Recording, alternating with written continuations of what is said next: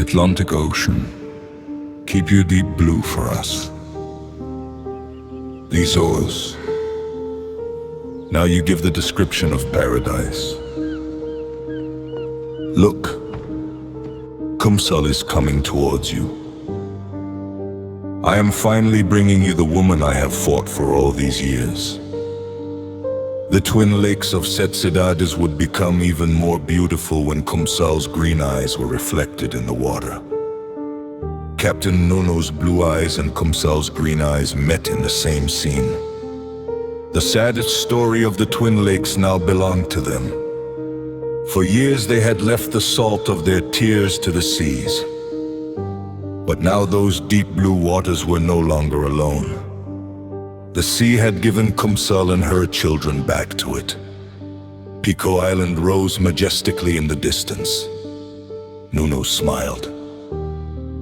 I know you'll be afraid again. Kumsal nodded like a child. Don't worry.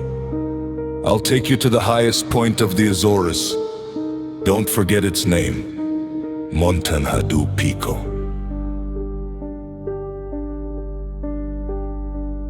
As the sunset painted the sky orange, the sound of a violin mingled with the wind. The journey she had once undertaken to find her grave had transformed into a wedding journey today. Kumsal's white wedding dress rippled gently in the wind.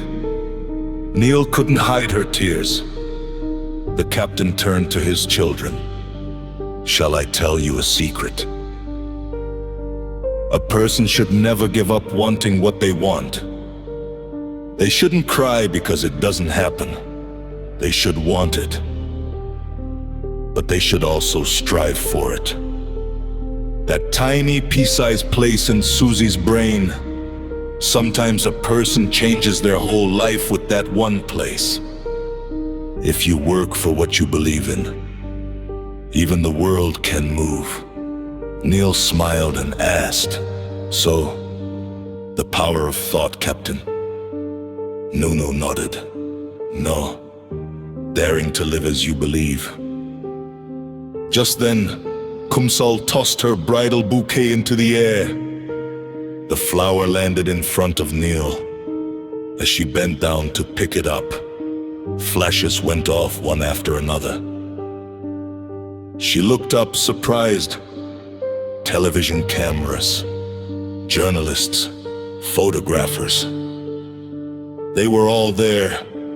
The story that had been kept secret for years was now before the whole world. Neil looked at the captain with an embarrassed expression.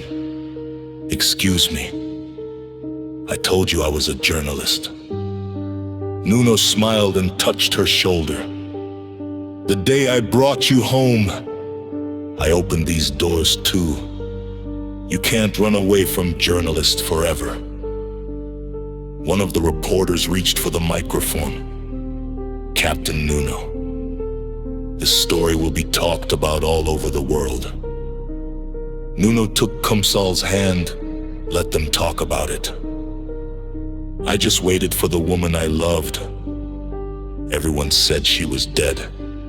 I kept her alive in my heart. Because if a person truly loves, they don't kill hope first. Kumsal smiled and looked at him. Nuno took her hands in his. Look, my love. I'm not as young as I used to be. But from now on, my boat, the sea, and you will be my whole world. Kumsal didn't answer. She only smiled, 2 tears streaming down her face. This time, the tears weren't tears of separation. They were tears of reunion. In the distance, the waves of the Atlantic Ocean gently lapped against the shore, and the Azores seemed to silently applaud this reunion they had awaited for years.